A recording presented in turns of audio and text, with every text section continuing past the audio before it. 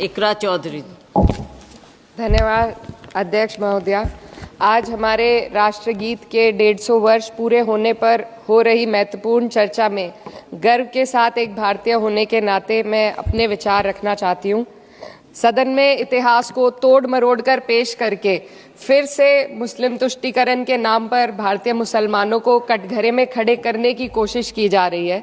लेकिन मैं सदन में बताना चाहूँगी कि हम भारतीय मुसलमान जिन्ना के आह्वान को ठुकराकर अपने इस प्यारे वतन की मिट्टी के साथ मजबूती से जुड़े रहे। हमने महात्मा गांधी, बाबा साहब डॉक्टर भीमराव अंबेडकर, रविंद्रनाथ टैगोर जी, सुभाष चंद्र बोस जी, मौलाना अबुल कलाम आज़ाद, अशफाक उल्लाह खां साहब के विचारों को अपनाया। हम भारतीय मुसलमान इंडियंस बाय चॉइस हैं, बाय चांस नहीं। वंदे मातरम के किन छंदों को राष्ट्रगीत के तौर पर अपनाया जाए, यह फैसला सर रविंद्रनाथ टैगोर और सुभाष चंद्र बोस जी जैसे नेताओं के परामर्श के बाद हुआ। क्या अब हम उन महान नायकों की समझ पर प्रश्न चिन्ह उठाएंगे? उन्हें देश को बांटने वाला और तुष्टीकरण करने वाला कहने का पाप करेंगे? उन महान हस्तियों ने वंदे मातरम के उन छंदों को अपनाया जिन्होंने देश के हर वर्ग, हर धर्म के मानने वालों को एक सूत्र में पिरोने का काम किया। और मैं एक घटना आप लोगों के सामने रखना चाहती हूँ। वर्ष 1998 में उत्तर प्रदेश सरकार के मंत्री रविंदर शुक्ला जी ने स्कूलों में राष्ट्रगीत को गाना अनिवार्य कर दिया था। लेकिन तब के तत्कालीन प्रधानमंत्री अटल बिहारी वाजपेयी जी ने, जो उस समय लखनऊ के दौरे पर थे, उत्तर प्रदेश सरकार के इस फैसले पर नाराजगी जताई और यूपी सरकार ने राष्ट्रगीत को अनिवार्य करने वाले मंत्री को बर्खास्त कर दिया था। अब मैं सत्ता पक्ष से सवाल करना चाहूंगी।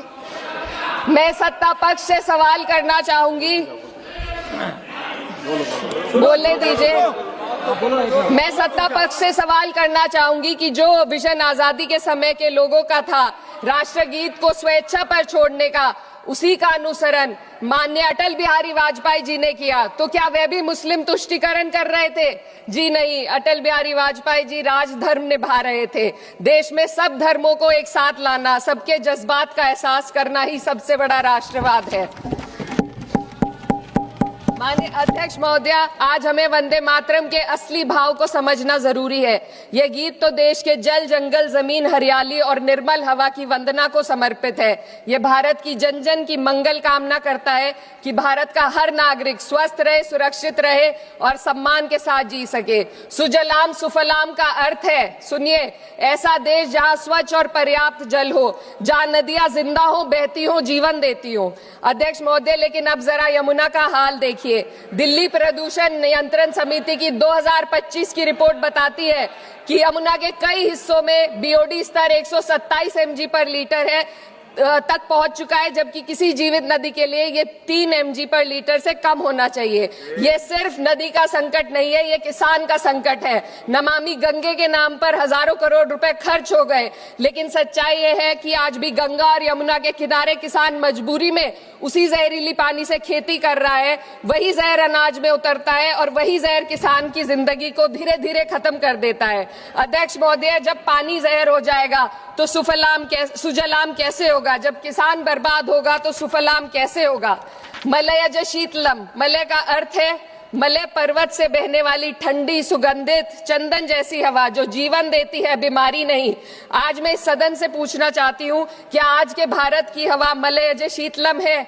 नहीं अध्यक्ष जी, बस संसद से बाहर कदम रखिए, एक गहरी सांस लीजिए। ये चंदन की महक नहीं, ये जहर है जो आपके हमारे फेफड़ों में उतर रहा है। दुनिया के 20 सबसे प्रदूषित शहरों में से 13 भारत में है। दिल्ली की हवा में सांस लेना मानो रोज 20 सिगरेट पीने जैसा हो। भारत हर साल सर्दियों में जहरीली हवा के प्रकोप में घिर जाता है। AQI गंभीर स्तर पर आ जाता है। ठंडी हवा का सपना अब गैस चेंबर की हकीकत बन चुका है। हम वो देश हैं जहां सरकार प्रकृति पर बने गीत का मान मर्दन तो करती है, पर उसी प्रकृति, जंगल, हवा, पेड़ को बचाने वाले कानूनों को धीरे धीरे खुद ही खत्म कर रही है। ये है आज के हमारे मलयज शीतलम की अफसोसजनक सच्चाई। अगर हम हवा को साफ नहीं कर पाए तो न सुजलाम बचेगा न सुफलाम बचेगा। माननीय अध्यक्ष महोदया, सस्य श्यामलम का अर्थ है ऐसा देश जहां उपजाऊ जमीन हो, जहां खेत फसल से भरे हो और किसान कर्ज और निराशा में न डूबा हो। आज किसान सिर्फ मौसम से नहीं लड़ रहा, वह प्रदूषण, नीतियों की बेरुखी और सिस्टम की नाइंसाफी से लड़ रहा है। एक तरफ कॉर्पोरेट के लोन माफ होते हैं, दूसरी तरफ किसान को उसकी वाजिब एमएसपी भी नहीं मिल पाती है।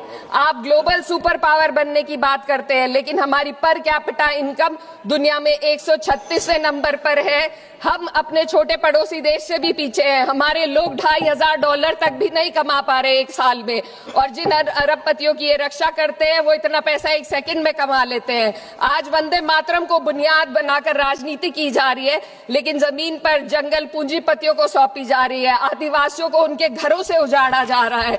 मातरम में जो मात्रा माता है वे सिर्फ मातृभूमि की वंदना नहीं, वे इस धरती की हर नारी, वे इस देश की हर बेटी, हर महिला के सम्मान की बात भी करता है। लेकिन आंकड़े अगर आप देखेंगे, एनसीआरबी की हाल की रिपोर्ट के अनुसार, मैम जसवंत के अनुसार देश में हर वर्ष लगभग 30,000 से अधिक बलात्कार हो रहे हैं। यानी एक दिन में 80 से अधिक महिलाएं यौन हिंसा का शिकार होती हैं, और ये सिर्फ दर्ज मामले हैं। जब जम्मू कश्मीर की एक बच्ची हिंसक अत्याचार का शिकार होती है, जब सत्ता से जुड़े लोगों पर आरोप लगते हैं और कार्रवाई वर्षों लटक जाती है, जब उन्नाव की पीड़िता लखनऊ के दरबार में इंसाफ को लेकर अपनी जान देने पर आमादा होती है, जब बिल्किस बानो के अपराधियों का सरकार के लोग द्वारा स्वागत किया जाता है, तो ये घटनाएं वंदे मातरम की आत्मा पर चोट पहुंचाती है। मैं अध्यक्ष महोदया बस यही कहना चाहती हूँ अपनी बात को अंत में रखते हुए कि वंदे मातरम सिर्फ अतीत की ललकार नहीं, ये वर्तमान की जिम्मेदारी है। ये आत्म मंथन की घड़ी है। यही समय है कि हम वंदे मातरम को सिर्फ नारा नहीं, नीति और जिम्मेदारी बनाएं। और अपने जज्बात को मैं आलमा इकबाल साहब के तराना हिंद के साथ इस सदन में रखना चाहती हूँ कि सारे जहां से अच्छा हिंदुस्तान हमारा, हम बुलबुले हैं इसके, ये गुलसिता हमारा, मजहब नहीं सिखाता आपस में बैर रखना, हिंदी है हम, वतन है हिंदुस्तान हमारा। श्रीमती लवली आनंद, श्रीमती